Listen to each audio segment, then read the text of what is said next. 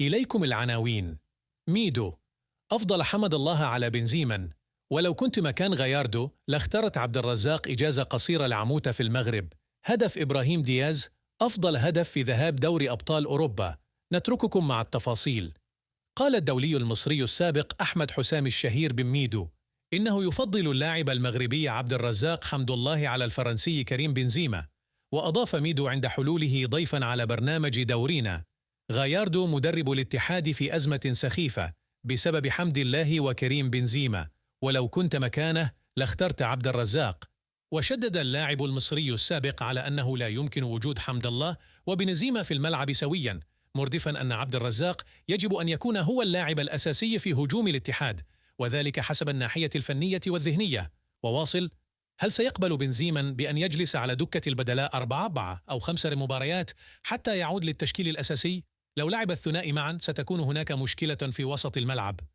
وختم: هذه المشكلة ظهرت في بداية الموسم حين لعب حمد الله وبنزيما معا. يجب على المدرب أن يفكر في الفوز وليس إرضاء اللاعبين. تجدر الإشارة إلى أن مباراة اتحاد جدة في 8 نهائي دوري أبطال آسيا أمام نافباخور الأوزبكي أمس الخميس، التي انتهت بالتعادل السلبي، عرفت تواجد حمد الله وغياب بنزيما. فاز هدف إبراهيم دياز لاعب ريال مدريد ضد لايبزيغ كأفضل هدف في ذهاب 8 نهائي دوري أبطال أوروبا. واختارت اللجنة المنظمة لدوري أبطال أوروبا هدف المغربي إبراهيم دياز كأجمل هدف في المسابقة. واختير هدف الأعب بعد مجهود فردي رائع تخطى فيه 3 مدافعين قبل أن يسدد الكرة في شباك لايبزيغ. وقاد هدف دياز ريال مدريد للفوز على لايبزيغ 1-0 في ذهاب 8 نهائي دوري أبطال أوروبا. يقضي الإطار الوطني الحسين عموتة مدرب المنتخب الأردني لكرة القدم إجازة قصيرة في المغرب بعد قيادته للنشامة إلى إنجاز تاريخي بالوصول إلى نهائي كأس آسيا لكرة القدم.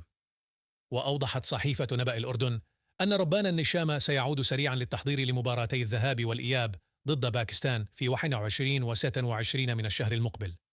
وشدد المصدر نفسه على أن عموتة سيجتمع مع الاتحاد الأردني لكرة القدم بعد عودته من الإجازة للتفاهم على عدة نقاط تشمل عقده ومعسكرات المنتخب قبل ختام المرحلة الثانية من تصفيات كأس العالم وآسيا، والتي ستكون ضد طاجكستان والتي ستلعب في عمان في 6/6/2022، ثم التوجه للسعودية للقاء المنتخب السعودي في 11/6/2024.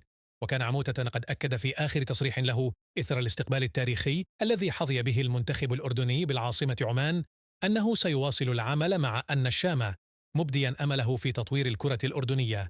يذكر أنه وحسب نظام التصفيات المشتركة فإنه يتأهل في المرحلة الثانية أول وثاني المجموعة إلى كأس آسيا مباشرة، وإلى المرحلة الثالثة والحاسمة للتأهل لكأس العالم مباشرة، حيث في المرحلة الثانية يتأهل 18 منتخب من ال9 مجموعات الحالية إلى المرحلة الثالثة، وفي المرحلة الثالث